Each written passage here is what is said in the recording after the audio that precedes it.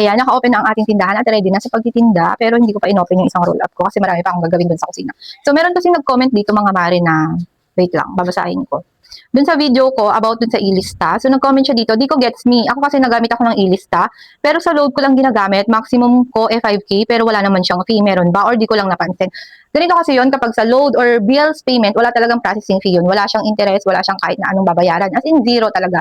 Pero kapag sa grocery ka kumuha mga mare, meron niyang interest or kasi para siyang utang eh. Utang mo siya ng within 7 days or more than 7 days. Kaya naman sila naglalagay ng parang interest or processing fee ang tawag nila doon.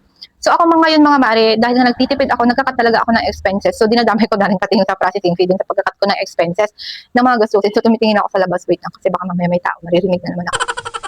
Tapos ayun, kunwari, ang pinaka-processing fee talaga kasi nila is 3.5%. As of now, ang ginagamit ko na lang sa ilista mga mare is nasa worth 3,000 lang para nasa 100 plus lang yung aking processing fee. Kumbaga, parang inaano ko na lang sa isip ko na kung namalengke ako, yun lang din yung pamasahe ko. So, napakamura lang din.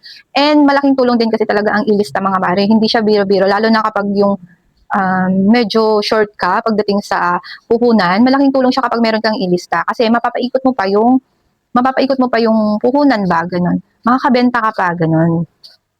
So, ganun lang. Walang processing fee kasi sa e-load. So, kahit ako gamit na gamit ko yung e-load na yan, hindi ko pagpapalit yung e-load na yan sa kahit na anong mga nag-offer ng mga load-load, Kemerut na ganyan.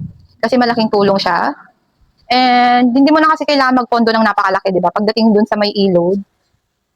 Kasi meron kang ilista, so meron kang magagamit. Ganun. Yun lang. Sana nasagot ko yung iyong katanungan. And try mo gamitin yung ilista and makikita mo talaga doon na meron siyang 3.5 processing fee.